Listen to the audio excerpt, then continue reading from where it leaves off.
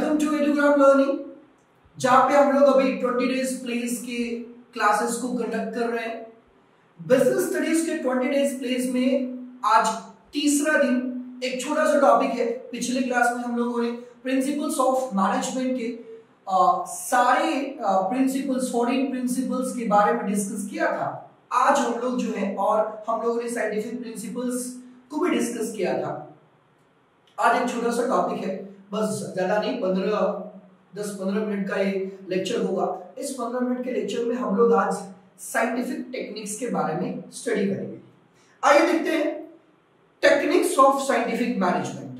अगर मैं बात करूं साइंटिफिक मैनेजमेंट का टेक्निक्स, इसका मतलब ये हुआ कि जब साइंटिफिक मैनेजमेंट आप कर रहे हैं तो वहां पे आपको कौन कौन से टेक्निक का इस्तेमाल करना है, राइट। तो यहाँ पे कुछ टेक्निक है, जैसे पहला टेक्निक का नाम है फंक्शनल फॉर्मेट से, दूसरा टेक्निक का नाम है standardisation and simplification of work, तीसरा टेक्निक का नाम है method study, motion study, time study, fatigue study and differential pace wages system. ये आपको यहाँ पे 7 टेक्निक्स जो है आपको रीड करना है।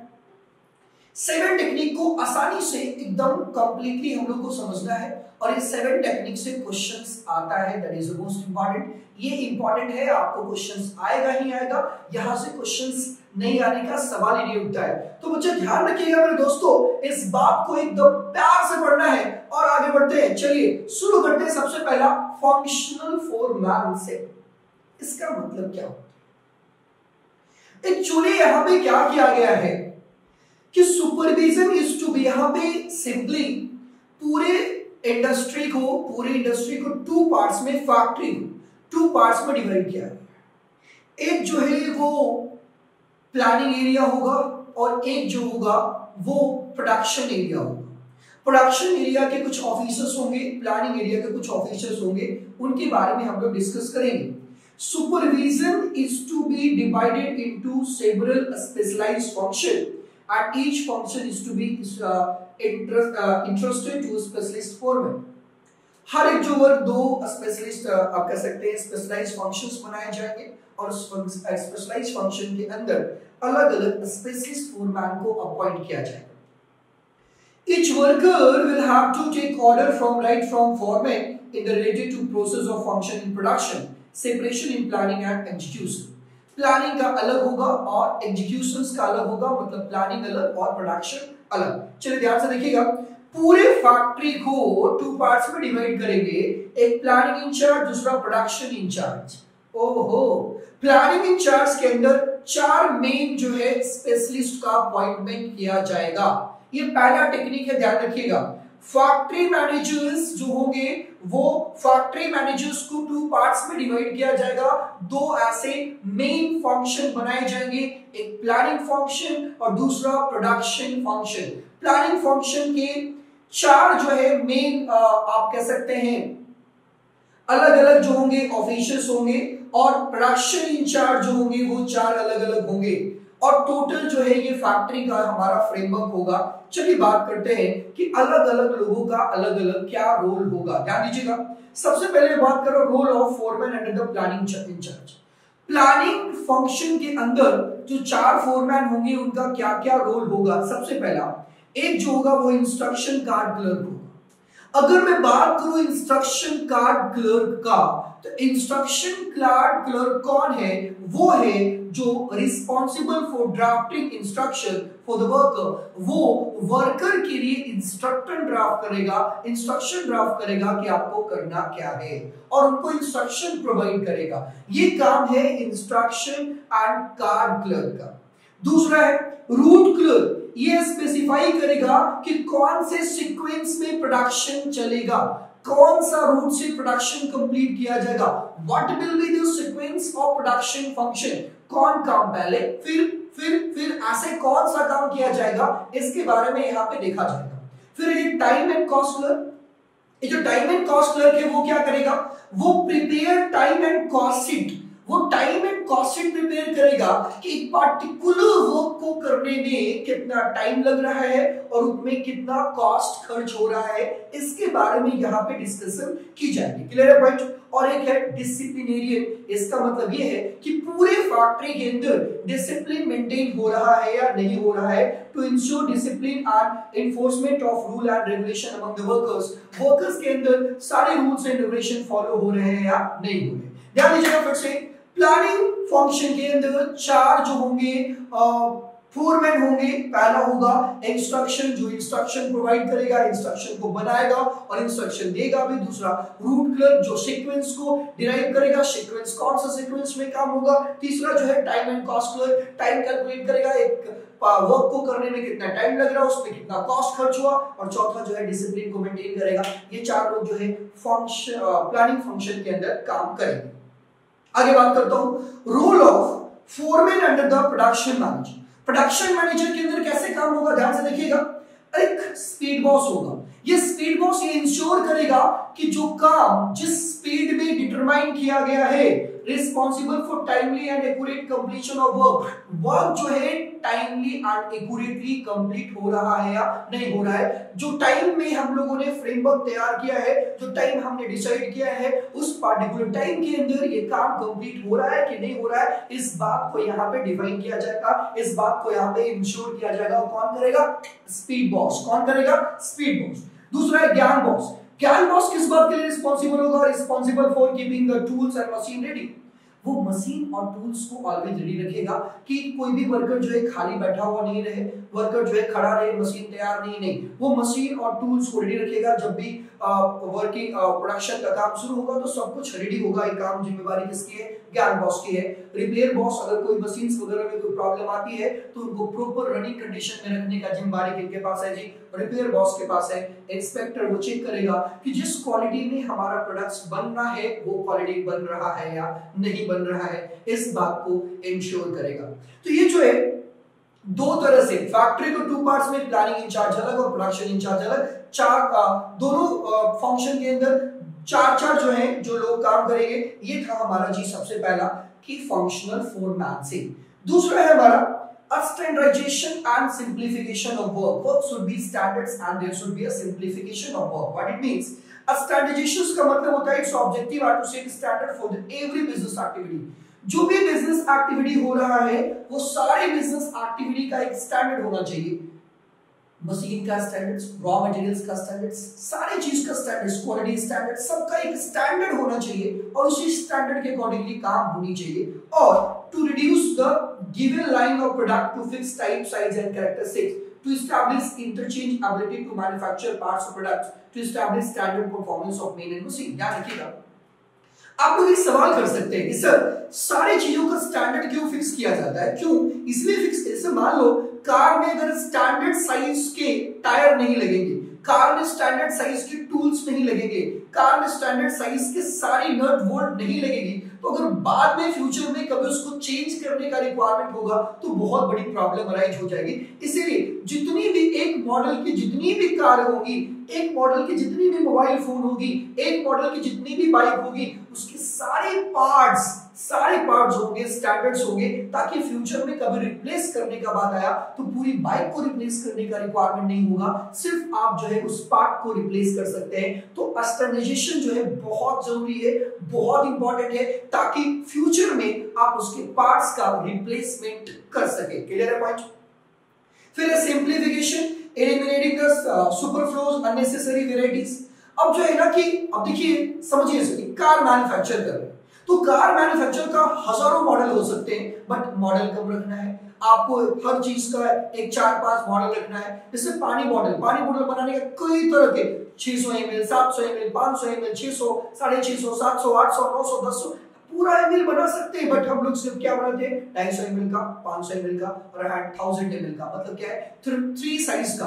वैसे कपड़ा जो है कई साइज के बनाए जा सकते हैं, बट हम लोग यूज क्या करते हैं? एक्सेल, डबल एक्सेल, मीडियम और लार्ज और स्मॉल, बस 5-6 साइज का बनाते हैं ताकि सिंप्लीफिकेशन हो सके। कलर जो है हजारों कलर यूज इस्तेमाल किए जा सकते हैं, बट हम लोग 4-5 कलर ही रखते हैं ताकि क्या हो, सिंप्लीफिकेशन हो, जिससे कि क्या होगा, हमारा कॉस्ट रिड्यूस होगा। अलग अलग तरीके के हमारे कास्टिंग्स नहीं रखने पड़ेंगे, अलग तरह के जो है प्रोडक्शंस की जो फैसिलिटीज है वो नहीं रखनी पड़ेगी। आसानी से आप 3-4 तरह की चीजों को रख करके और आसानी से काम कर सकते हैं कि there must be standardisations of the tools, everything जो भी यूज करेंगे स्टैंडर्ड्स होगा और आप जो प्रोडक्ट होगा वो सिंप्लीफाइड होगा, ध्यान रखिएगा। फिर G method study, what do you mean by method study? मैं मेथड स्टडी की बात करता हूं। It helps to determine the one best way of doing the job. कोई भी काम किया जा रहा है उसका सबसे सही तरीका क्या हो सकता है वो फाइंड आउट करने को क्या बोलते हैं, मेथड स्टडी बोलते हैं। The objective of a whole experience is to minimize the cost of production and maximize the quality and satisfaction of the customer।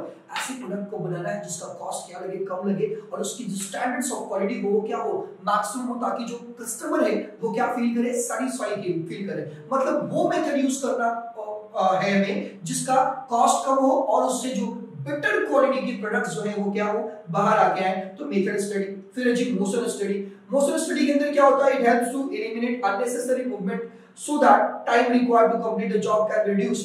अब क्या होता है कि किसी फैक्ट्री के अंदर अननेसेसरी कई मूवमेंट होते हैं, तो वो अननेसेसरी मूवमेंट को क्या करना है, हटाना है। जैसे मान लो कि अगर कोई चीज प्रोडक्ट दूर रखी हुई है, वहां से उठा करके लाना है, तो प्रोडक्ट को बगल में रख लो, रॉ मटेरियल्स को बगल में रख लो, बगल से उठा करके मशीन में डालो, ताकि आपका जो है मूवमेंट जो है वो क्या होगा, बचेगा। आपका अननेसेसरी मूवमेंट जो भी है उसको रिड्यूस करना ताकि आपका टाइम बचे और हमारी कंपनी की प्रोडक्टिविटी क्या हो, बढ़े, और आपका जो है लेबर जो है वो वेस्टेज ना हो। लेबर टाइम या फिर टाइम आवर्स, आप लेबर टाइम आवर्स जो है या वो वेस्टेज ना हो, ध्यान रखिएगा। फिर जी टाइम स्टडी, मतलब क्या होता है, it helps to determine the standard time taken by the complete the job. अब क्या है, हर एक जॉब को कंप्लीट करने का स्टैंडर्ड टाइम क्या होना चाहिए, इस बात का डिटरमिनेशन, क्योंकि अगर इस बात का डिटरमिनेशन नहीं होगा तो कितने लेबर को एम्प्लॉयड करना है पता नहीं चलेगा, कॉस्ट कैलकुलेट नहीं हो पाएगा। तो कॉस्ट को कैलकुलेट करने के लिए कितने लेबर को एम्प्लॉयड करना है, कब कितना लेबर को हटाना है, कब कितना लेबर को लाना है, इन सब सारे चीजों के कैलकुलेशंस के लिए आपको जो है हर एक पार्टिकुलर जॉब के कंप्लीट होने का स्टैंडर्ड टाइम जो है वो क्या करना पड़ेगा, डिसाइड करना पड़ेगा। इसके लिए आपको टाइम स्टडी करना पड़ेगा।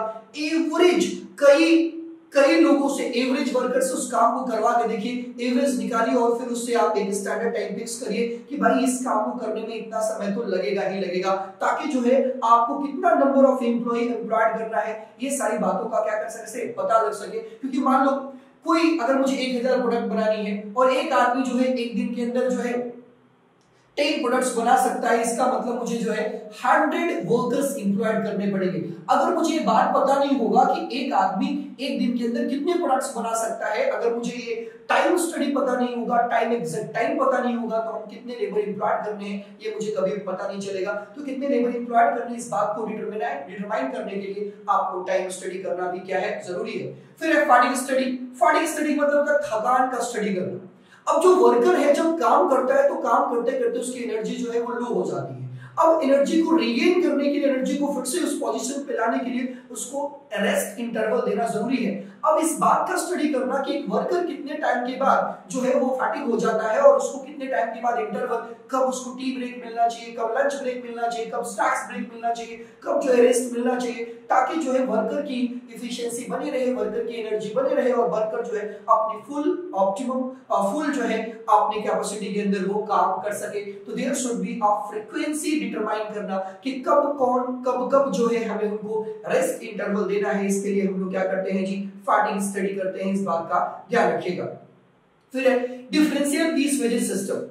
Wages are paid on the basis of productivity and efficiency, not just on the basis of time. Thus, difference between the efficient and the efficient worker. अब क्या है कि अगर आप 8 घंटे काम करते हो उसके लिए आपको 1000 सैलरी मिलता है, राइट, 1000 रुपया आपको डेली मिलता है। और आप 8 घंटे के अंदर कोई बंदा जो है 10 प्रोडक्ट्स बनाता है, कोई बंदा 5 प्रोडक्ट्स बनाता है, कोई बंदा जो है 8 बनाता है, कोई 4 बनाता है, सबको इक्वल सैलरी मिल रही है। तो यहाँ पे जो 8 बनाने वाला जो बंदा है वो डिसैटिस्फाइड फील करेगा कि मैं क्यों काम कर रहा हूँ इतना, कि इतना काम करने से क्या फायदा मिल रहा है कि मुझे भी सैलरी 1000 और जो 4 बना रहा है उसको भी सैलरी 1000, क्योंकि 4 जो है 8 घंटे में 4 बना रहा है और एक जो है 8 घंटे में 8 बना दे रहा है। तो यहाँ पे ये सिस्टम जो होगा, इससे क्या होगा कि पूरी फैक्ट्री की जो आउटपुट है वो घट जाएगी। क्यों? क्योंकि वो जो इफिशिएंट वर्कर है वो अपने आप को डिमोटिवेटेड फील करेगा, बोलेगा मैं क्यों करूं, मैं इतना काम क्यों करूं, मैं इतना मेहनत क्यों करूं। तो चलो बेटर है कि यहाँ पे जो है सिस्टम क्या होनी चाहिए कि यहाँ पे सिस्टम ये होनी चाहिए जो जितना प्रोडक्ट्स बनाएगा उसके अनुसार उसको सैलरी मिलेगा।